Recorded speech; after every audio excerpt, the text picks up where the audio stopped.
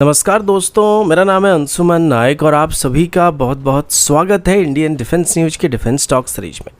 जहां पर हम रोज नए नए डिफेंस अपडेट्स के बारे में बात करते हैं। तो चलिए देर न करते हुए आज की वीडियो शुरू करते हैं।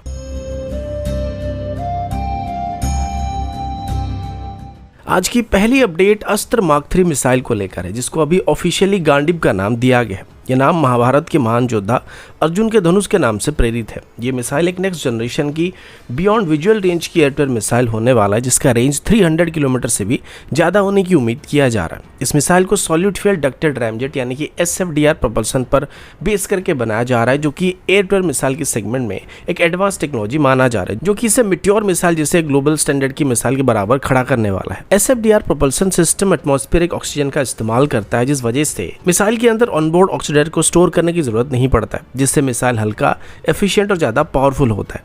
रैमजेट सिस्टम थ्रॉटलेबल होता है, मतलब मिसाइल मिड फ्लाइट में थ्रस्ट को मॉड्यूलेट कर सकता है या एडजस्ट कर सकता है, जिससे हाई मैन्यूवरिंग टारगेट को भी एक्यूरेटली ट्रैक और एंगेज किया जा सकता है। इसका एस्टिमेटेड टॉप स्पीड लगभग मार्क 4.5 तक हो सकता है और ऑप्टिमल कंडीशन में 300 किलोमीटर से 350 किलोमीटर टारगेट को डिस्ट्रॉय कर सकता है। इस मिसाइल का वजन बस 220 kg है, जिस वजह से इसे Su-30 MKI जैसे बड़े साइज की फाइटर एयरक्राफ्ट से लेके तेजस जैसे लाइट कॉम्बैट एयरक्राफ्ट भी आराम से कैरी कर सकते हैं। अभी पता चला कि रिसेंटली DRDO की तरफ से अस्त्र मार्क 3 मिसाइल की कैप्टिव ट्रायल को Su-30 MKI से कंडक्ट किया जा रहा है, जहां मिसाइल की एवियोनिक्स, रडार और फायर कंट्रोल सिस्टम के साथ कंपैटिबिलिटी चेक किया जा रहा है। DRDO की तरफ से दिए गए स्टेटमेंट के मुताबिक 2025 की एंड तक इसकी कैप्टिव ट्रायल को पूरी तरीके से कंप्लीट करने का प्लान किया जा रहा है, जिसके बाद इसकी मास प्रोडक्शन से पहले इसकी 2 से 3 डेवलपमेंटल और यूजर ट्रायल को कंडक्ट किया जा सकता है, जिसमें नॉर्मल पेस में 3 से 4 साल तक का समय लगने की उम्मीद किया जा रहा है।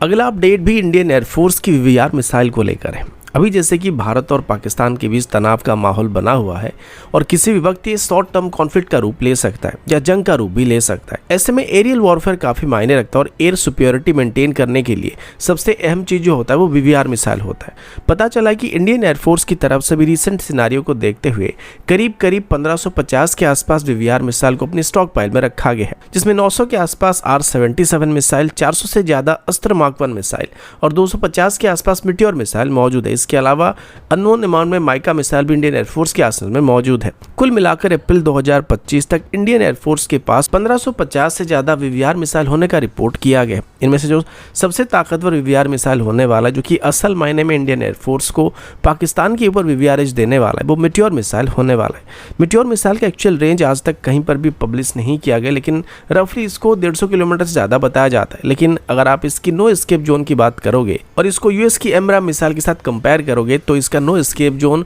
एमराम मिसाइल से लगभग 3 गुना ज्यादा बताया जाता है और एमराम मिसाइल का रेंज ऑफिशियली 105 से 110 किलोमीटर के आसपास होता है। तो आपको थोड़ा बहुत आइडिया लग गया होगा कि मिट्योर मिसाइल का एक्चुअल रेंज कितना हो सकता है। लेकिन प्रॉब्लम ये कि मिट्योर मिसाइल को अभी सिर्फ हमारे रफाल ही फायर कर सकते हैं, जिस वजह से Su-30 MKI जैसे हमारे मेन एयर सुपीरियरिटी फाइटर को अभी VVR फाइट के लिए अस्त्र मार्क 1 मिसाइल और R-77 मिसाइल के ऊपर डिपेंड करना पड़ने वाला है, जो कि पाकिस्तान की SD-10 या एमराम मिसाइल को मैच करने वाले। अब मेजॉरिटी में देखा जाए तो पाकिस्तान के पास भी गिने चुने एयरक्राफ्ट होने वाले जो कि PL-15 जैसे मिसाइल को कैरी कर सकते हैं। तो ऐसे में हमारे रफाल मिट्योर मिसाइल के साथ उनको काउंटर कर सकते हैं और बाकी J-F-17 ब्लॉक 2 और F-16 को इंडियन एयरफोर्स के Su-30 MKI और बाकी एयरक्राफ्ट एंगेज करने की उम्मीद किया जा रहा है।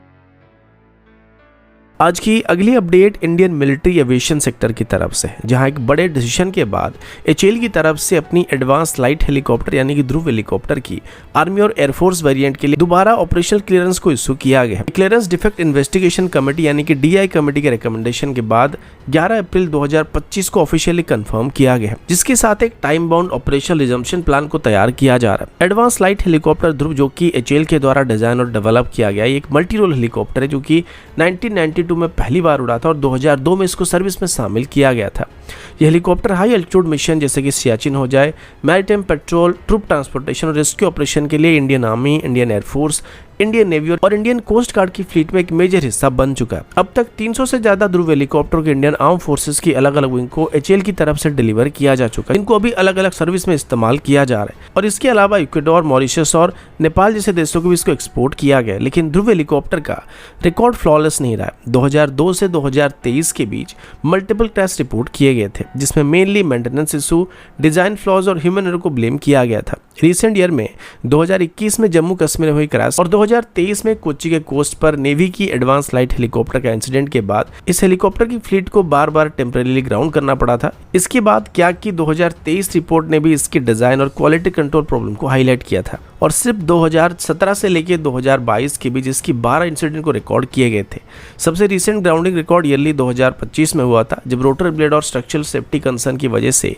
इंडियन आर्मी और इंडियन एयरफोर्स के सभी ध्रुव हेलीकॉप्टर की फ्लीट को ग्राउंडेड रखने का फैसला किया गया था। इसके बाद HAL की तरफ से एक डिफेक्ट इन्वेस्टिगेशन कमेटी यानी कि DI कमेटी को फॉर्म किया गया था, जिसका काम हेलीकॉप्टर के क्रिटिकल सिस्टम जैसे कि main rotor blade, flight control system और स्ट्रक्चरल इंटीग्रिटी को जांच करना था। अब HAL का कहना है कि DI कमेटी ने अपना काम कंप्लीट कर लिया है और आइडेंटिफाइड इश्यूज के लिए करेक्टिव एक्शन को इंप्लीमेंट किया जा चुका है, जिसमें नई maintenance policy guideline, design modification और कुछ स्ट्रक्चरल चेंजेस भी किए गए हैं। और भारत के लिए ये एक अच्छी बात है, क्योंकि अभी जैसे हालात हैं हमें इन हेलीकॉप्टर की काफ़ी ज़रूरत पड़ने वाली, तो इनका ऑपरेशन होना अभी भारत के लिए एक अच्छी खबर होने वाली है। अगला अपडेट भारत और पाकिस्तान की तरफ से, और अभी हम वक्त में थोड़ा पीछे जाने वाले हैं। अब सबको पता होगा 2019 में बालाकोट एयर स्ट्राइक के बाद भारत और पाकिस्तान के बीच एक एरियल कॉन्फ्लिक्ट हुआ था, जिसमें पाकिस्तान की तरफ से क्लेम किया गया था कि उन्होंने भारत के 2 फाइटर जेट को मार गिरा है, जिसमें से एक MiG-21 था जिसमें अभिनंदन वर्धमान मौजूद थे और दूसरा Su-30 MKI था, जो कि पाकिस्तान की तरफ से क्लेम किया जा रहा है। और ये बात पाकिस्तान की तरफ से तब से लेके आज तक क्लेम किया जा रहा था कि उन्होंने भारत के Su-30 MKI को MiG-21 के साथ मार गिरा था। लेकिन अभी एक रिसेंट इंटरव्यू में पाकिस्तानी एयरफोर्स के senior officer air vice marshal Shahzad Chaudhary ने इनडायरेक्टली मान लिया कि 2019 के बालाकोट के बाद वाले डॉग फाइट में पाकिस्तान के द्वारा इंडियन एयरफोर्स की जेट को मार गिराने को जो क्लेम किया गया था वो गलत था। उनका यह कहना था कि सिर्फ MiG-21 ही कंफर्म डाउन किया गया था, जबकि दूसरे एयरक्राफ्ट जो पाकिस्तान ने Su-30 MKI बताया था उसका गिरना कंफर्म नहीं हुआ था और शायद वो वापस इंडियन एयरस्पेस में लौट गया था। भारत की तरफ से तब से लेकर आज तक यही क्लेम किया जा रहा था कि सिर्फ एक MiG-21 हमारा लॉस हुआ था और Su-30 MKI का कोई भी लॉस नहीं हुआ था। इसको प्रूव करने के लिए इंडियन एयरफोर्स ने रडार और मिशन डिब्रीफिंग वगैरह डाटा शेयर किया था, जबकि दूसरी तरफ पाकिस्तान ने अपनी इस क्लेम को साबित करने के लिए Su-30 MKI के डिब्रीज दिखाने का क्लेम किया गया था, लेकिन इसका कोई ठोस प्रूफ कभी सामने नहीं आया था, जिससे साफ है कि पाकिस्तान को भी ये बात अच्छी तरीके से पता था कि उन्होंने एक ही इंडियन एयरफोर्स के एयरक्राफ्ट को डाउन किया था जो कि MiG-21 था। लेकिन अब सवाल ये है कि तब पाकिस्तान की तरफ से एक और क्लेम किया गया था, जिसमें एक दूसरे पायलट का नाम लिया गया था, जिसको मेडिकल में एडमिट करने की बात खुद पाकिस्तान के उस वक्त के DG ISPR की तरफ से बताया गया था, जिससे साफ है कि पाकिस्तान में एक और एयरक्राफ्ट जरूर गिरा था और अगर वो इंडियन एयरफोर्स का जेट नहीं था तो भारत का जो क्लेम था कि हमने एक F-16 को मार गिरा था वो बिल्कुल सही होने वाला है, जिससे आज तक पाकिस्तान की तरफ से छुपाने की कोशिश किया जा रहा है। और ये आगे भी उस बात को स्वीकार नहीं करने वाले, क्योंकि जिन्होंने कारगिल के समय पर अपने जवानों की बॉडी लेने से इनकार कर दिया था वो फाइटर जेट के अवशेष को क्या ही स्वीकार करने वाले हैं। आज की अगली अपडेट नागपुर बेस्ड एक company Hughes precision manufacturing private limited की तरफ से, जिन्होंने भारत का पहला इंडिजिनस स्नाइपर राइफल एम्युनिशन को डेवलप करके एक हिस्टोरिक माइलस्टोन को अचीव किया है। यह डेवलपमेंट आत्मनिर्भर भारत इनिशिएटिव के लिए एक बड़ा स्टेप होने वाला है, जिससे भारत की फॉरेन सप्लाई पर डिपेंडेंसी कम होने वाला है। ह्यूजेस प्रिसिशन एक रिलेटिवली नया नाम होते हुए भी डिफेंस सेक्टर में प्रिसिशन इंजीनियरिंग और एम्युनिशन मैन्युफैक्चरिंग में अपनी जगह बनाने में सफल हो चुका है। कंपनी ने जो 7.62 × 51 mm की नेटो स्टैंडर्ड की स्नाइपर एम्युनिशन को बनाया है, वो इंडियन आर्मी की बरेट, स्कॉर्पियो, TGT और साको TRG-42 जैसे एडवांस स्नाइपर राइफल्स के लिए स्पेसिफिकली डिजाइन किया गया। यह राइफल हाई प्रिसिशन और परफॉर्मेंस को डिमांड करती है और ह्यूजेस का ये एम्युनिशन उनके स्ट्रिक्ट स्टैंडर्ड को मीट ही नहीं करता बल्कि उसे एक्सीड भी करता है। ह्यूजेस की तरफ से डेवलप किया गया स्नाइपर एम्युनिशन सब MO यानी कि मिनट ऑफ एंगल लेवल की एक्यूरेसी प्रोवाइड करता है, जो कि लॉन्ग रेंज स्नाइपिंग के लिए गेम चेंजर साबित होने की उम्मीद किया जा रहा है। इस डेवलपमेंट के लिए ह्यूजेस प्रिसिशन ने इंडियन आर्मी के साथ मिलकर रिसर्च एंड डेवलपमेंट और इंटेंसिव टेस्टिंग वगैरह किया था और मैन्युफैक्चरिंग में नेटो और CIP यानी कि permanent international commission for the proof of small arm standard को फॉलो किया जा रहा है, जिससे इनका एम्युनिशन वर्ल्ड क्लास स्टैंडर्ड की प्रोडक्ट होने की उम्मीद किया जा रहा है। ये इंडिजिनस स्नाइपर एम्युनिशन का इंडक्शन इंडियन आर्मी के लिए एक बड़ा बूस्ट होने वाला वाला है, क्योंकि हिस्टोरिकली इंडिया को ऐसे स्पेशलाइज्ड एमुनेशन के लिए इंपोर्ट के ऊपर ही डिपेंड करना पड़ता था, जो डिलेज, हाई कॉस्ट और सप्लाई चेन रिस्क को क्रिएट कर रहे थे। अभी जैसे इंडियन मैन्युफैक्चरिंग कंपनी सामने आने के बाद एक गैप धीरे धीरे फील होने की उम्मीद किया जा रहा है और डिफेंस सेक्टर में ट्रू सेल्फ रिलायंस का एक स्ट्रॉन्ग सिग्नल दिया जा रहा है। तो दोस्तों अभी के लिए इतना ही, मिलता हूं आपसे अगले वीडियो में, तब तक के लिए जय हिंद, वंदे मातरम।